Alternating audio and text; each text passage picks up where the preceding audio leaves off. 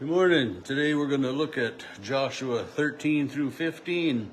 And these chapters deal with the allocation of the land of the Israelites. It begins with, it says Joshua was now old and advanced in years. And the Lord said to him, you are old and advanced in years. And we don't need reminders like that. I mean, we know if we're getting old or not. But anyway, Joshua had been chosen to succeed Moses, but evidently was, not a lot younger, because this isn't, hasn't been very long since Moses was not allowed to go into the promised land. But it talks about the distribution of the lands and reminds us of how the half tribe of Manasseh and the Reubenites and the Gadites had gotten some land, and Moses, gave the inheritance to these different tribes and different clans with the promises that when they got to the promised land, that, the land would be divided out. And in reality, some of this land of the promised land was never really completely controlled by these Israelites.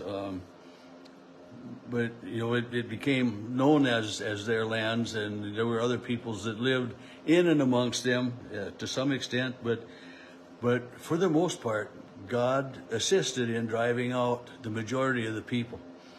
And so it talks about, a lot of chapter 13 deals with Moses gave an inheritance, to the different tribes. And then chapter 14, these are the inheritances that the Israelites received in the land of Canaan, which the priests Eleazar and Joshua, son of Nun, distributed to them. And when we get down to verse 6 of chapter 14, Caleb comes to Joshua, and he was the Caleb that had gone into the land 45 years earlier, he'll say, to scout out the land. And he and Joshua, who is now the leader of the Israelites, were the two adults who lived and survived the entire wilderness journey, plus are inheriting land. But Caleb comes and says, surely that I should be able to inherit the land that I had spied out all of those years before. And he says, here I am, the Lord has kept me alive these 45 years as we were journeying through the wilderness, and here I am now today, 85 years old. So, I mean, he wasn't a young man by any stretch of the imagination either. He says, but my strength is as it was then.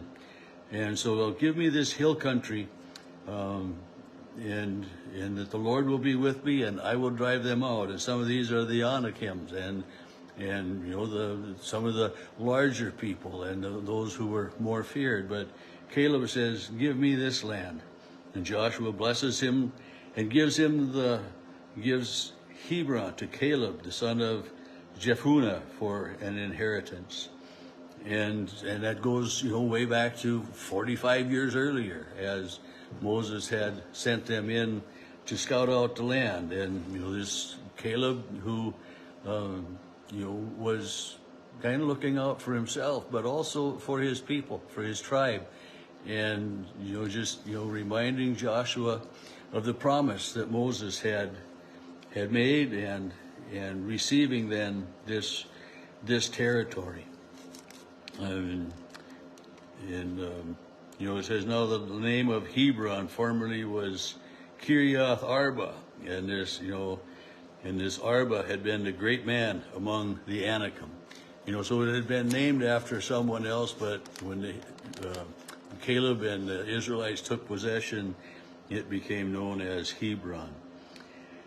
And then chapter 15 talks about lands that are ascribed to Judah, and the people of Judah according to their families. And then, different, verse, again, it talks a little bit about some of the land that was given to Caleb, but it just spells out different lands, and it starts out with the tribe of Judah, and then verse 20 it goes back to the tribe of Judah according to their families, and a town belonging to and so they named a whole bunch of individual towns and cities, and it's just kind of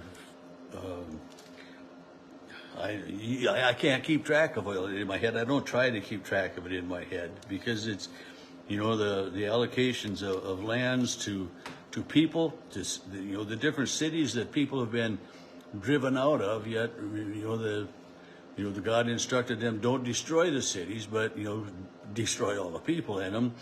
But so the cities were still there. So these people, these Israelites, who had been nomads, living in tents, portable structures, for 40 years as they'd wandered in the wilderness, and here now these first years of living in the promised land, many of them still had lived in temporary structures until they are assigned or given the inheritance according to them. So like in verse 42 of chapter 15, it says Libnah, Ether, Ashan, Iphtha, a bunch of names, and 9 towns with their villages. So they were given specific areas to go and to live and to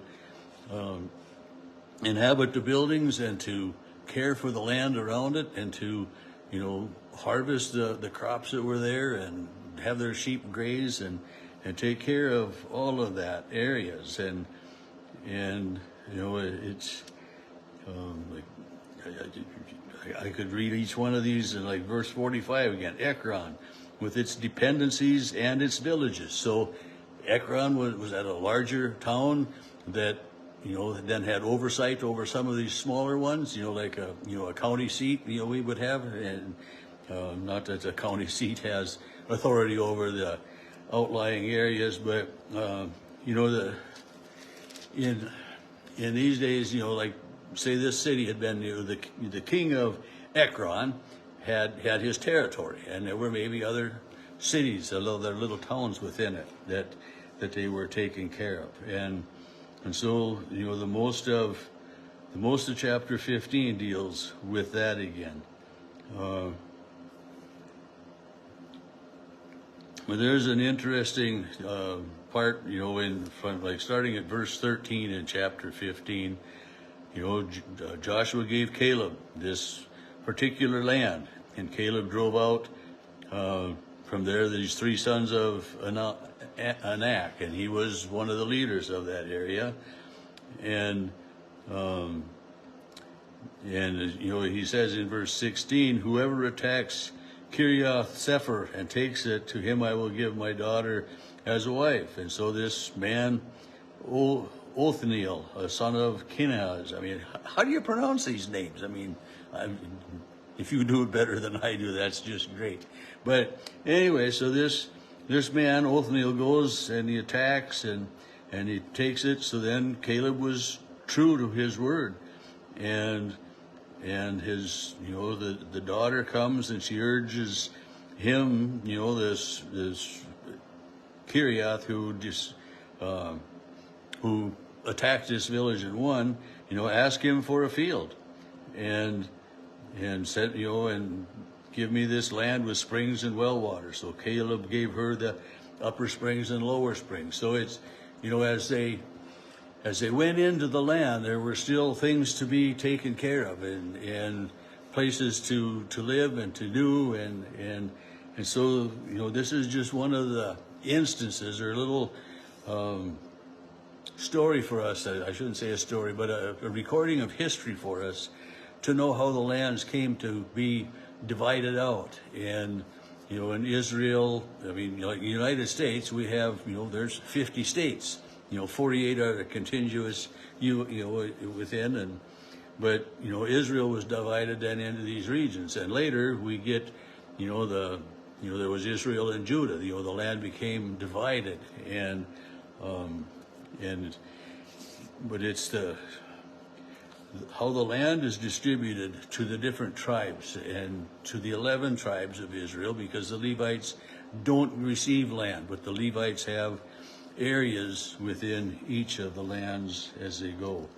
And the next 5 chapters too, I mean, like 16 through 21, basically deal with more of this land being allocated with a little bit of else thrown in for good measure. But it's just interesting how the Israelites come in now and settle the land and populate it.